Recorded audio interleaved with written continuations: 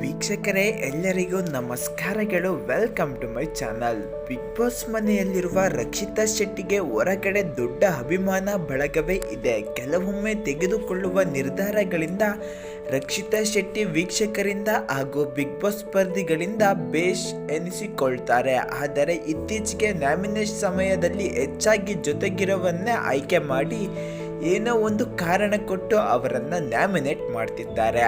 ರಕ್ಷಿತಾ ಯಾಕಿಗೆ ಮಾಡ್ತಿದ್ದಾರೆ, ರಕ್ಷಿತಾ ಸ್ಟ್ರಾಟರ್ಜಿ ಮಾಡ್ತಿದ್ದಾರಾ ಎಂದೆಲ್ಲ ವೀಕ್ಷಕರಿಗೆ ಅನುಮಾನ ಮೂಡಿರೋದು ನಿಜ.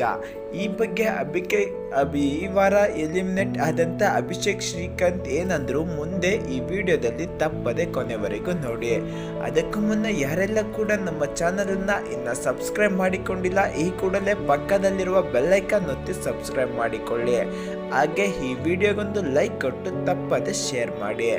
ರಕ್ಷಿತಾ ಶೆಟ್ಟಿ ಸ್ಟ್ರಾಟರ್ಜಿ ಏನು? ಅವರು ಒಂದು ವಾರ ಒಂಥರ, ಇನ್ನೊಂದು ವಾರ ಇನ್ನೊಂದು ಥರ ಇರ್ತಾರೆ. ಏನೇನೋ ಕಾರಣಗಳನ್ನು ನೀಡಿ ಜೊತೆಗಿರೋರನ್ನೇ ನ್ಯಾಮಿನೇಟ್ ಮಾಡ್ತಾರೆ. ನೀವು ಹತ್ತಿರದಿಂದ ನೋಡಿರುವ ಪ್ರಕಾರ ರಕ್ಷಿತಾ ಶೆಟ್ಟಿ ಸ್ಟ್ರಾಟರ್ಜಿ ಏನು ಎಂಬ ಪ್ರಶ್ನೆಗೆ ರಕ್ಷಿತಾ ಶೆಟ್ಟಿ ತುಂಬ ಎಮೋಷನಲ್. ಅವರು ಏನೇ ನಿರ್ಧಾರಗಳನ್ನು ತಗೊಂಡ್ರು ತುಂಬ ಎಮೋಷನಲ್ ಆಗಿ ತಗೊಳ್ತಾರೆ. ಒಬ್ಬರನ್ನ ಕಂಡ್ರೆ ಅವರಿಗೆ ಇಷ್ಟ ಅಂದರೆ ಇಷ್ಟನೇ ಅಷ್ಟೇ.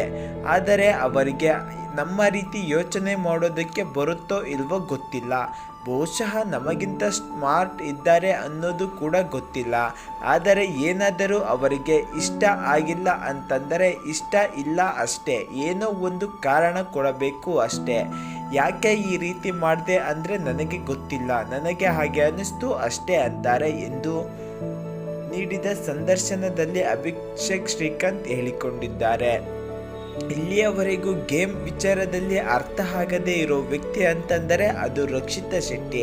ಆದರೆ ನಿಜವಾಗಿಯೂ ರಕ್ಷಿತಾ ಸ್ವೀಟ್ ಆರ್ಟ್. ನನಗೆ ಕೆಲವೊಮ್ಮೆ ಅಡ್ವೈಸ್ ಮಾಡ್ತಾರೆ.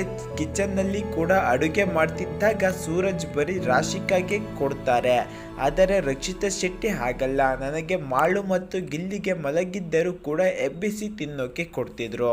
ರಕ್ಷಿತಾ ಶೆಟ್ಟಿ ಮನಸ್ಸಿಂದ ತುಂಬ ಒಳ್ಳೆಯ ವ್ಯಕ್ತಿ. ಆದರೆ ಗೇಮ್ ಬಗ್ಗೆ ನನಗೆ ಅರ್ಥ ಆಗ್ತಿರಲ್ಲ, ಬಹುಶಃ ಅವರಿಗೆ ಅರ್ಥ ಆಗ್ತಿರಲ್ಲ ಅನ್ಸತ್ತೆ ಎಂದಿದ್ದಾರೆ ಅಭಿಷೇಕ್ ಶ್ರೀಕಾಂತ್ ಅವರು. ವೀಕ್ಷಕರೇ, ರಕ್ಷಿತಾ ಶೆಟ್ಟಿ ಬಗ್ಗೆ ಅಭಿಷೇಕ್ ಶ್ರೀಕಾಂತ್ ಅವರು ಹೇಳಿರುವ ಹೇಳಿಕೆ ನಿಮ್ಮ ಪ್ರಕಾರ ಸರಿಯೋ ತಪ್ಪಾ ಎಂಬುದನ್ನು ಕಮೆಂಟ್ ಮೂಲಕ ಕಮೆಂಟ್ ಮಾಡಿ. ಹಾಗೆ ಬಿಗ್ ಬಾಸ್ ಮನೆಯಲ್ಲಿ ನಿಮ್ಮ ನೆಚ್ಚಿನ ನಟ ನಟಿ ಯಾರೆಂದು ಕಮೆಂಟ್ ಮಾಡೋದನ್ನು ಮರೆಯಬೇಡಿ. ಎಲ್ಲರಿಗೂ ಧನ್ಯವಾದಗಳು.